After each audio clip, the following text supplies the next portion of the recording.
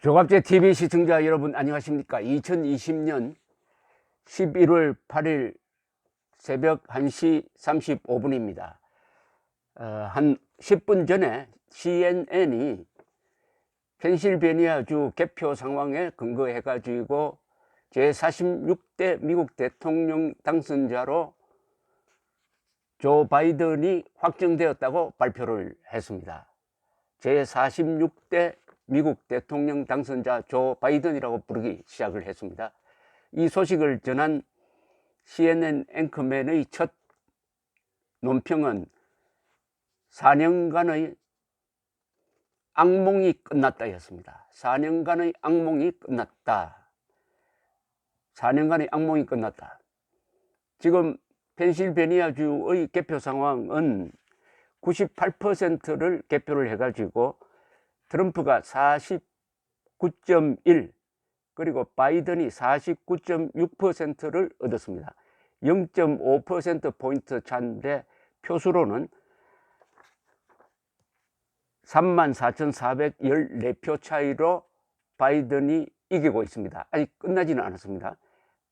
바이든이 334만 5,724표, 트럼프가 331만 1,310표, 표차는 34,414표인데 앞으로 개표가 더 진행되면 이 표차는 더 커집니다. 그러니까 남아있는 표와 이 표차를 계산을 해가지고 CNN이 당선이 확정되었다라고 발표를 한 겁니다. 즉 펜실베니아주에 배당된 20표를 가져가면은 273표를 얻는 게 됩니다. 273표면은 당선 선임 270표보다 3표가 더 많아가지고 트럼프는 213표에 머물러 있습니다. 그래서 46대 대통령 당선자가 되었다 라고 CNN이 선언을 했습니다. 미국에서 대통령 당선자를 선언하는 것은 보통 이런 식으로 이루어집니다. 3대 메이저 네트워크 방송 CNN, 팍스뉴스 같은 이런 데서 선언을 하고 그 다음에 패배자가 당선자에게 전화를 걸어서 축하 인사를 하는데 트럼프는 선거 불복을 선언을 했으니까 그런 아주 근사한 관례 있는 전통 있는 모습은 찾아보기 힘들게 되고 이제 언론이 CNN을 필두로 해가지고 언론이 속속 당선을 선언하게 될 것입니다. 그렇다면 이제 프레지던트 일렉트가 되는 거죠. 당선자, 대통령 당선자로 부르게 됩니다. 앞으로는 후보가 아니고 대통령 당선자.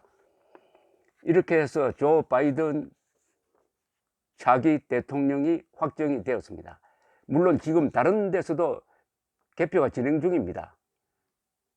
개표가 진행 중인 큰 주는 조지아주, 16표를 가진 조지아주에서도 이기고 있습니다.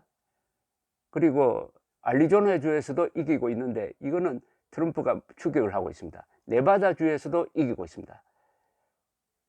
네바다와 조지아주 이건 거의 확실하게 바이든이 이기는 걸로 나오고 애리조나주에서는 트럼프가 따라잡을 가능성이 아직은 남아 있습니다. 이건 나중에 합산하기로 하고 현재 그것 볼 필요 없이 펜실베니아주가 그 말 그대로 선거 전부터 펜실베니아주가 이번 선거에서 킹메이커 스테이트가 될 것이다. 펜실베니아주에서 이기는 사람이 대통령이 된다 하는 예측이 아주 정확하게 맞았습니다. 이 펜실베니아주가 2016년에서도 킹메이커 스테이트가 됐습니다. 펜실베니아주에서 그때 트럼프가 이김으로써 힐러리 클린턴을 꺾고 대통령에 당선될 수 있었는데 이번에도 펜실베니아주에서 승부가 났습니다. 더구나 흥미로운 것은 바이든의 출생지가 펜실베니아주입니다. 펜실베니아주에 살다가 나중에 공공하게 돼가지고 델라웨어로 이사를 가서 거기서 상원 의원이 되었죠. 상원 의원 생활을 한 게 1970년쯤 되니까 벌써 한 40년 전, 70년, 1980년이군요. 80년. 이렇게 해서 조 바이든은 미국 대통령에 당선된 가장 고령자가 됐습니다. 77세.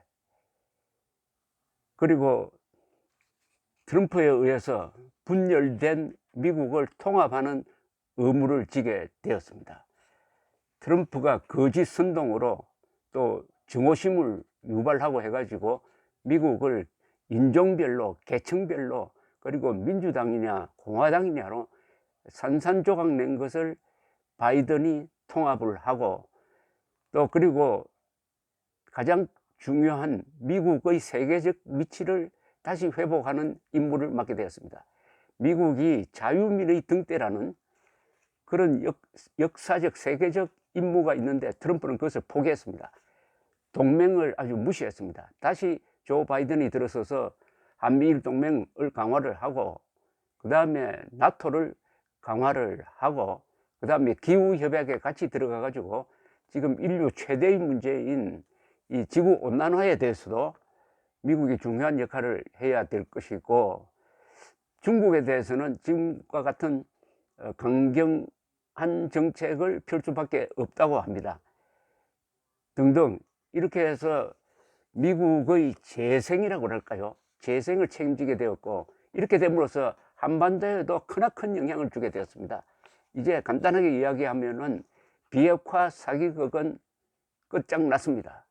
비핵화 사기극, 즉 트럼프를 끌어들여 가지고 문재인, 김정은이 사진 찍는 쇼만 하고, 그 사이에 김정은이는 핵무기를 더 많이 만들고 미사일을 더 강화하고 하는 이런 쇼가 트럼프가 속아 넘어갔기에 가능했지만은, 지금 바이든은 김정은을 깡패라고 부르면서 원칙대로 대하겠다고 합니다. 이렇게 되면은 문재인 정권의 입장이 아주 미묘하게 될 것입니다.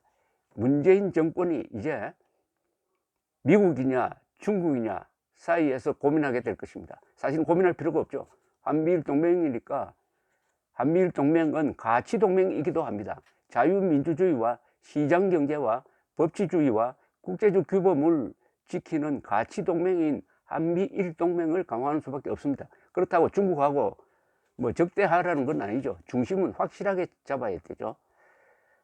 어쨌든 지난 11월 3일 투표로부터 한 4일간 아주 가슴 졸이는, 세계가 집중적으로 지켜보는 가운데 개표가 이루어지고, 더구나 트럼프가 깨끗하게 물러나지 않고 허무맹랑한 거짓 선동으로서 부정선거라고 외쳤으니까, 이번 CNN의 이 당선자 확정 선언이 더욱 의미가 있다고 할까요?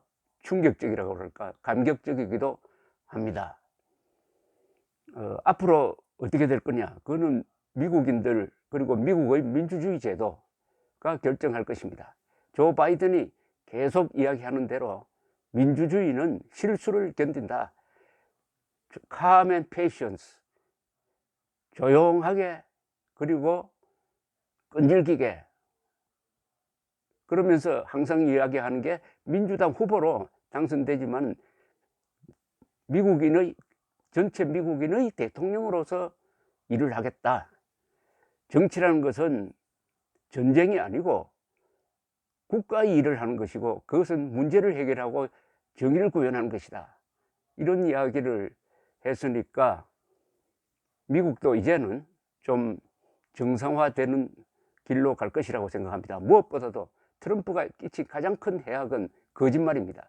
수많은 거짓말을 퍼부어 가지고 미국 사람들의 상당수를 혼란에 빠뜨리고 분별력을 잃게 했는데, 이걸 어떻게 다시 아우르느냐 하는 것은 참 링컨이 남북전쟁을 끝내고 취임하면서 했던 연설문이 생각됩니다. 60만이 죽은 남북전쟁을 마무리하고 한 달 뒤에 결국 링컨이 암살되었는데, 그만큼 그 뒤에 이런 분열은 없었습니다. 남북전쟁 이후의 가장 큰 분열을 어떻게 하면은 조 바이든이 마무리하고, 그것을 바탕으로 해가지고 다시 미국이 세계의 자유의 등대라는 그 역할을 회복한다면은 한국 국민들에게, 특히 남북한의 8천만 국민들에게도 돌파구가 열릴 것이라고 생각을 합니다. 이 순간 세계의 독재자들이, 김정은, 시진핑, 푸틴 같은 독재자들이 긴장하고 있을 것입니다. 감사합니다.